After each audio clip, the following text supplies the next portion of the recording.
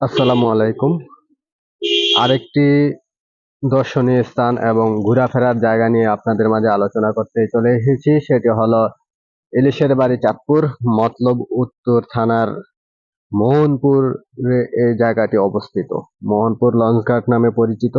এই জায়গাটা একেবারে সমুদ্র সৈকতের মতন দেখতে অনুভব চলে আসে। আপনার মন জুড়িয়ে যাবে।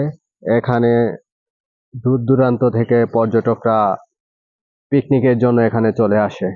তো জায়গাটা খুবই সুন্দর এবং দেখার মতন। এখানে বড় বড় লঞ্চ, স্টিমার এগুলা চলে যায়। তো পাশে বসে থেকে সে মনোরম ঢেউ দেখে খুবই উপভোগ করে সমুদ্র সৈকত। যারা সমুদ্র সৈকত যেতে না পারেন তারা এখানে এই মতলব উত্তরে মোহনপুরে চলে আসতে পারেন। তাহলে আপনারা একেবারে কক্সবাজারে না হোক কিছুটা হলেও আপনারা ফিল্ড পেয়ে যাবেন। এখানে অনেক সুন্দর ঘোরার জায়গা, নদীর পাড়ে ওয়াকওয়ে আছে। এখানে কোনো ঝামেলা নেই। আপনারা মন প্রাণ খোলার জন্য এখানে চলে আসতে পারেন।